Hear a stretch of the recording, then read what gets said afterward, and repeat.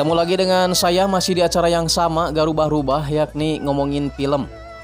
Dan film yang akan saya rangkum kali ini mengajarkan kita tentang cara memperoleh uang yang banyak tanpa korupsi ataupun ngepet. Nah, seperti apakah alur cerita lengkapnya? Kita langsung tonton aja alur ceritanya. Tapi sebelumnya, seperti biasa saya mau ingetin kalian untuk makan permen terlebih dahulu. Biar seancur-ancurnya muka kalian, sepahit-pahitnya hidup kalian, tapi setidaknya mulut kalian tetap manis. Saya Andreas Bauk, ini dia The Con Artist. Mainkan.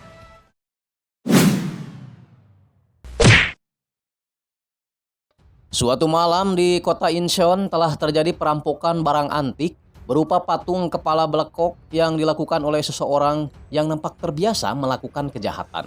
Sehingga banyaknya polisi pun sama sekali tak membuat si bangsat ini tertangkap.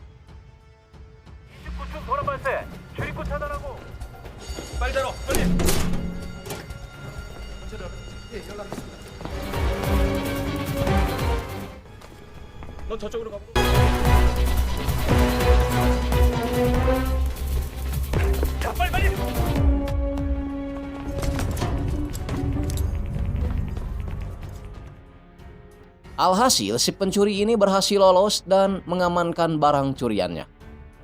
Beralih ke seorang pria jabrik goreng patut bernama Koin. Dia ahli dalam mereplika barang-barang sehingga setiap barang yang dibuatnya nampak seperti aslinya. Dan pria ganteng mirip saya yang ada di sebelahnya adalah Lee. Dia adalah pencuri yang tadi kita lihat di awal film.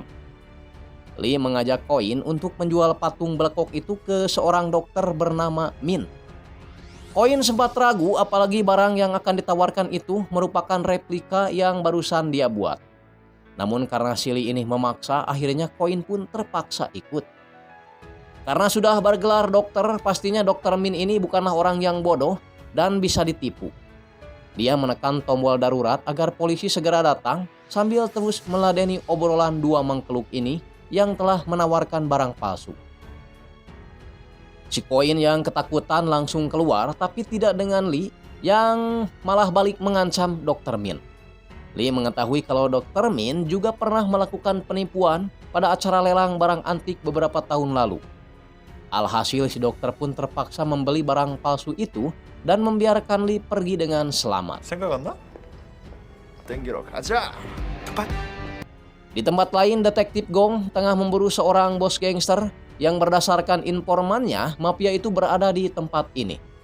Namun sial bagi sang informan yang ternyata pengkhianatannya itu harus diketahui oleh anak buah bos gangster sehingga membuatnya harus dikubur di dalam adukan semen. Anjir, sadis amatnya. Kembali ke Lee dan juga Koin, di mana mereka berhasil membuat uang palsu yang sama persis dengan uang asli. Tapi masalahnya tinta uang itu akan luntur jika terkena alkohol.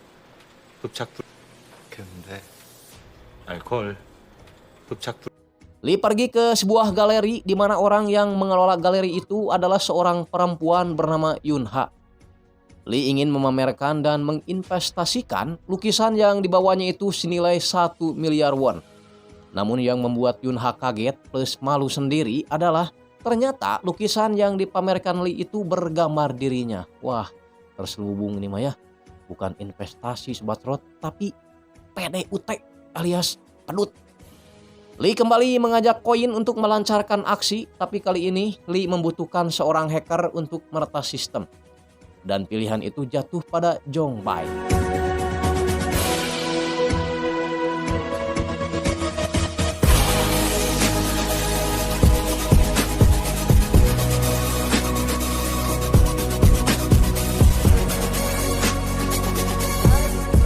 Selain tukang meretas, Lee juga mencari gudang sebagai tempat kumpul dan berdiskusi. Dan Turbo, si pengangguran sejati, menyarankan tempat ini sebagai home base karena dinilai terpencil dan jauh dari keramaian.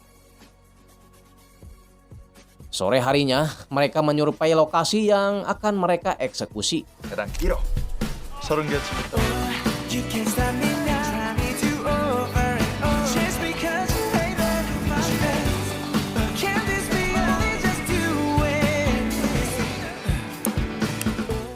Bahkan si Jabrig masuk ke dalam toko dan pura-pura mau menggadaikan harga diri. Asyah.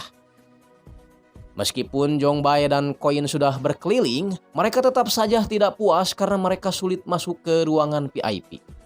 Akhirnya Lee membawa Yunha ke toko perhiasan itu, berpura-pura ingin mengetahui berapa nilai batu batan yang dipakai Yunha. Sambil menyeret koper yang dibawa, Lee memasuki ruang VIP bersama Yunha. Jadi ruang VIP ini khusus bagi orang-orang yang memiliki barang antik dan mewah gitu ya. Kalau cuma punya Ali Agram sih gak bisa kayaknya ya.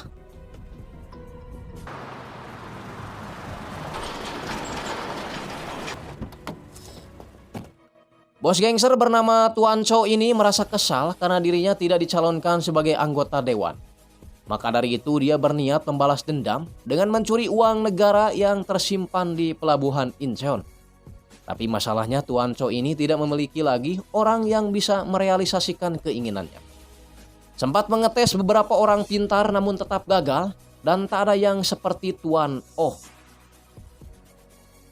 Kembali ke Lee yang kini sedang bersiap melakukan aksi, diawali si Koin yang pura-pura mabuk taekwondo dan membuat rese di area toko. Sehingga membuat para polisi keluar karena alarm toko itu berbunyi. Kemudian si Jong Bae memantau lewat komputernya menyuruh dua rekannya untuk segera menekan tombol. 자, 형님들 떡밥 준비. 아 그래? 오케이. 지금이야. Polisi yang teralihkan perhatiannya ke toko tersebut membuat Lee dan Koin leluasa masuk ke toko satunya lagi.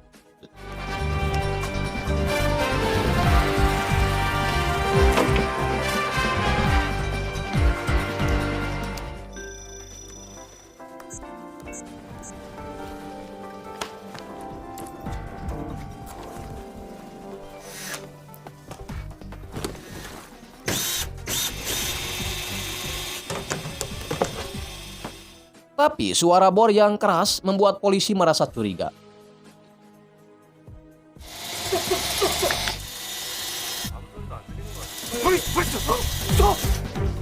난 몰라. 난 먼저 갔다 왔어. 여기요? Tapi Koin kembali mengecoh polisi dengan memukul kaca mobil sehingga membuat Lee bisa lebih khusyuk dan berhasil membuka berangkas.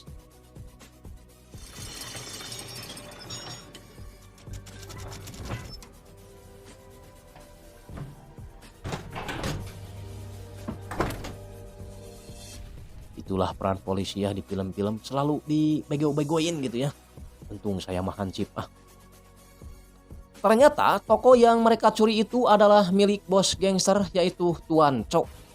Tapi anehnya Tuan Chow ini tidak marah dan malah bilang kalau para pencuri itu adalah orang yang dia butuhkan.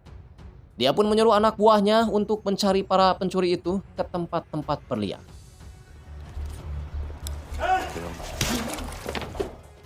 Pucuk dicinta ulam tiba si Turbo yang berniat menawarkan berliannya malah diikuti anak buah Tuan Chow.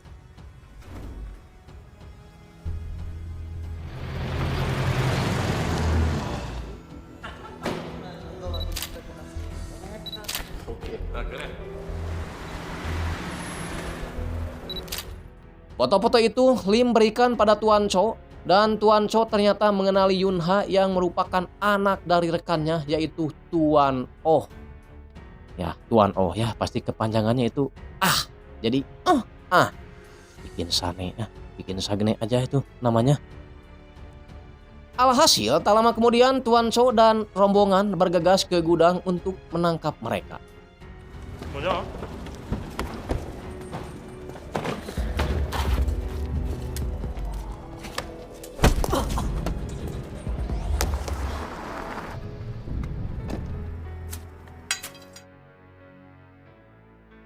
Lee yang baru datang mencoba untuk melawan. Tapi apalah daya karena dia hanya menguasai jurus kodok bangkong, dia pun akhirnya harus tumbang. 나와.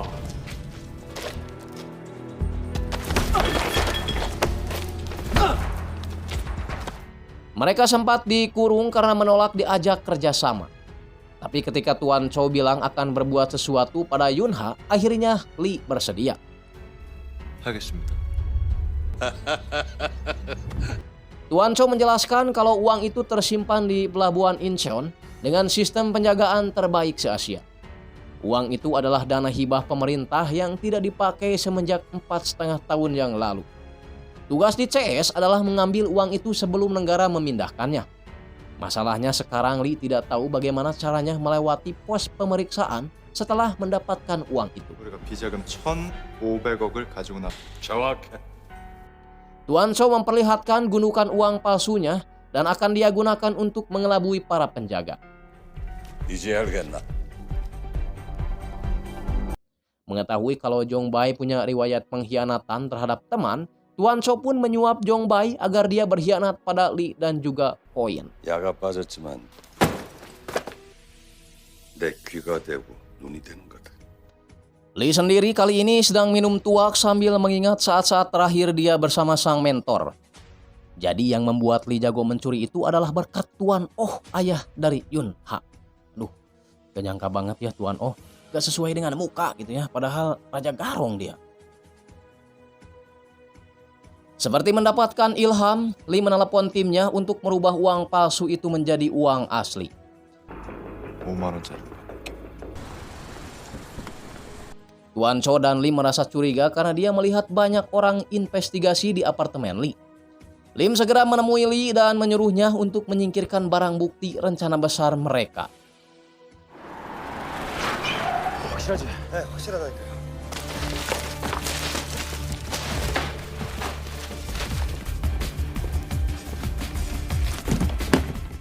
Sehingga ketika polisi masuk ke dalam, Lee sudah tidak ada di tempat. Namun salah satu polisi mencurigai sebuah ruangan yang sulit untuk dibuka. Ketika dibuka paksa, polisi menemukan banyak sekali barang bukti kejahatan, termasuk rencana Tuan Chow yang akan membobol berangkas bea cukai Incheon. Aneh juga padahal barang bukti Tuan Chow itu sudah dimusnahkan, tapi kenapa masih ada ya? Kembali ke perencanaan pembobolan di mana Koin seperti biasa mengecek lokasi lebih dulu dengan berpura-pura menjadi pegawai PDAM. Setelah sebelumnya Koin membuat 2 bom atas suruhan Tuan Chow. Turbo juga akan membawa mobil box lain ke TKP untuk jaga-jaga jika diperlukan. Jong Bai memberitahu Lee dan juga Tuan Chow bahwa mereka hanya punya waktu 45 menit untuk eksekusi. Karena sistem bea cukai itu membutuhkan waktu 45 menit agar kembali normal setelah mereset otomatis. Karena sejak awal Lee tidak percaya dengan Tuan Chow, makanya dia berencana untuk menipu Tuan Chow dengan cara membuat perusahaan ekspor kargo palsu di bea cukai. Namun percakapan mereka berdua telah disadap Jong Bai dan Jong Bai langsung memberitahukan rencana itu pada Tuan Chow. Lim dan Tuan Chow juga sekarang mengetahui rencana Lee, mulai dari pencurian toko emas sampai kerjasama besar sekarang, semuanya ternyata sudah diatur Lee. Yunha sekarang mulai tidak percaya pada Lee karena merasa telah dimanfaatkan atas kejahatannya.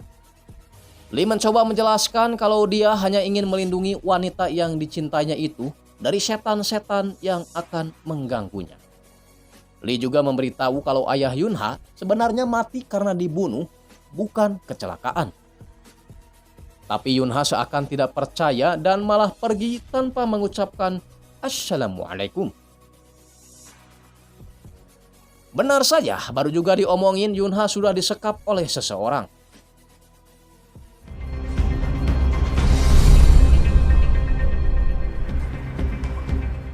Singkat cerita, hari yang sudah direncanakan pun datang. Tuan Chow dan Jong Bai datang bersamaan, dengan Tuan Chow yang mengaku sebagai RT setempat dan Jong Bai menyamar jadi tukang servis payung. 시작합니다. Di dalam, Jong Bai memberi kode pada Tuan Chow bahwa bom siap diledakkan.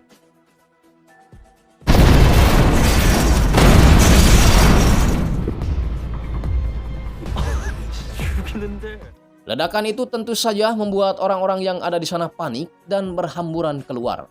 Kondisi itu dimanfaatkan tim yang menyamar jadi tukang pemadam kebakaran. Mereka juga mengambil uang palsu dengan niat untuk mengelabui para pegawai bea cukai. Jongbai juga mulai meretas sistem elektronik yang ada di tempat itu dan memberikan waktu 45 menit untuk Lee membawa uang-uang itu.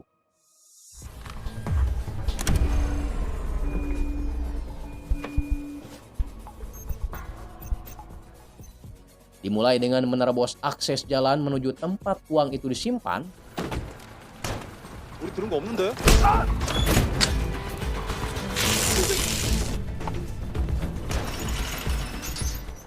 Lalu berusaha membuka berangkas yang ada di balik peti kemas itu. 실제로 보니까 이 빨리 시작하십시오.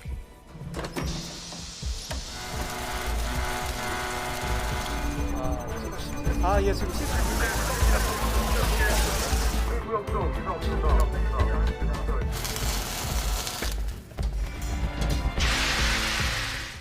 Sementara itu, para polisi yang baru saja mendapat kabar peledakan tersebut langsung bergegas menuju TKP. Kembali ke Lee yang akhirnya berhasil membuka berangkas itu meskipun telah 2 kali gagal.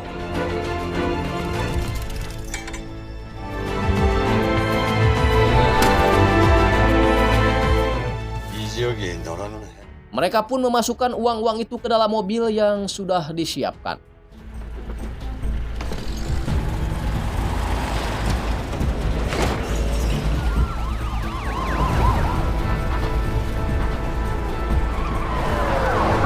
자, 다들 집중. Setelah itu, uang-uang itu diangkut menggunakan kapal kecil untuk dibawa ke tempat aman. Karena uangnya terlalu banyak, mereka pun terpaksa mengangkut uang-uang itu 2 kali balikan. Untuk yang kedua ini, mereka hampir saja ketahuan oleh polisi. Namun beruntung, Lee cepat memarkirkan mobilnya ke tempat yang tersembunyi. 오케이. 자, 각자 구역 체크. Setelah semua uang berhasil dievakuasi, Lee mencoba mengalihkan perhatian polisi yang kebetulan lagi patroli. Karena sudah dicurigai sejak awal, Tuan Cho mengikuti kemana Lee berlari.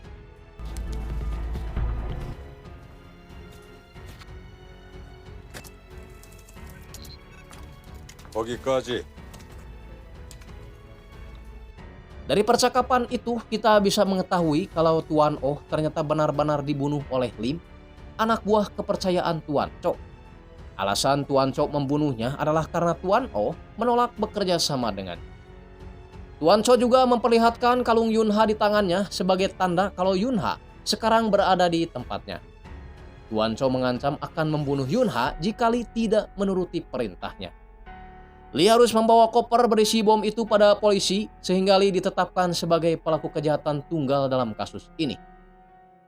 Lee sebenarnya sempat berontak dengan mengajak para polisi itu trek-trekan.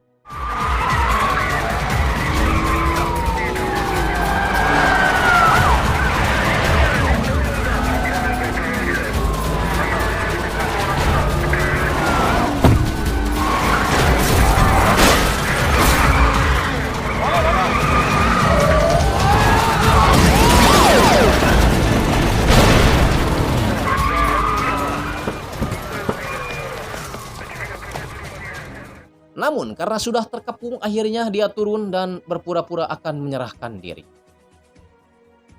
Tapi tiba-tiba Lee malah berbalik arah dan lompat ke laut meskipun sebelumnya dia terkena tembakan. 우린 깔끔해야지.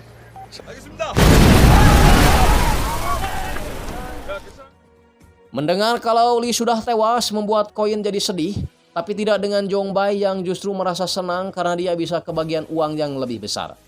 Koin sempat memukul si Jongbai yang dianggap telah berkhianat. Namun Jongbai yang tak terima dipukul langsung mengeluarkan pisau dan membunuh Koin. Peristiwa itu juga disaksikan sendiri oleh Lim, anak buah Tuan Cho.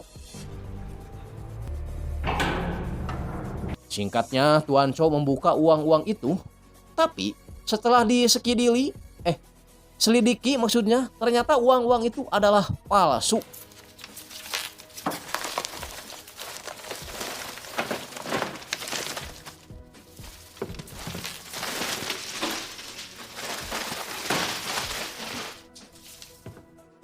Tak lama setelah itu, Lee pun menelepon dan memberitahu kalau polisi telah menuju ke sana.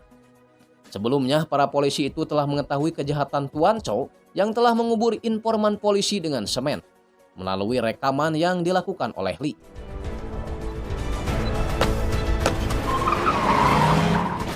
Akhirnya, perang antara polisi dan juga para gangster pun terjadi.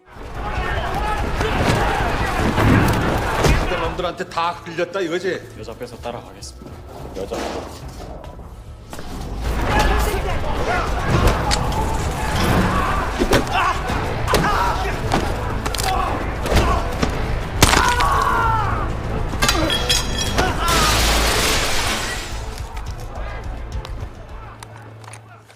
Sementara itu, Jong Bai yang berusaha menyelamatkan Yun Ha malah bertemu dengan Lim. Beruntung polisi keburu datang dan menangkap Lim.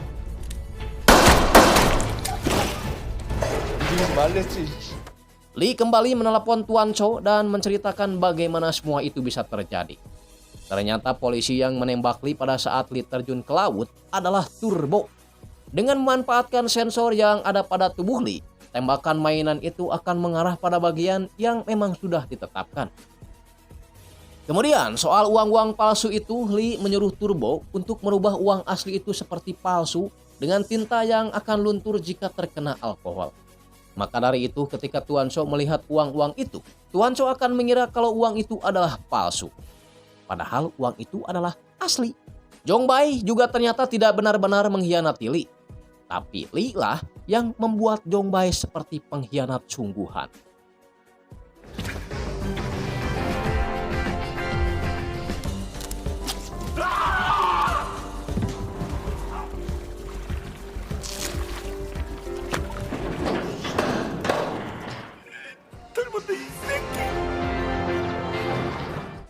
Karena target sudah dekat, Lee pun langsung menabrakkan mobilnya pada mobil Tuan Chow.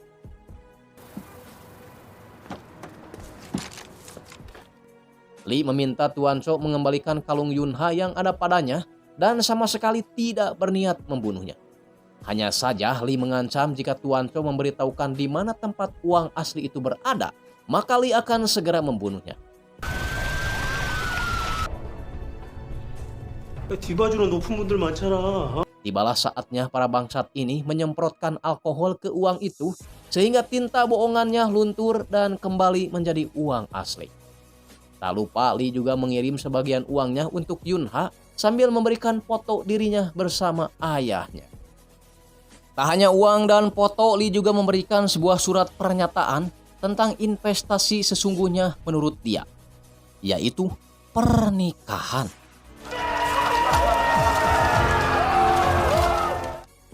Dengan uang yang telah mereka dapatkan, kini Koin membuka usaha restoran dengan menu utama daging bangkong korodok.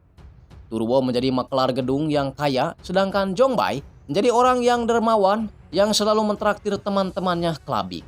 Film pun tomat. Baiklah, itu tadi rangkuman lengkap dari film The Con Artist. Mudah-mudahan kalian dapat mengerti dengan rangkuman yang saya berikan. Karena seperti yang sama-sama kita ketahui, kalau film-film Korea ini selalu menyajikan cerita dengan super plot twist ya, sehingga terkadang membuat penontonnya bingung gitu ya.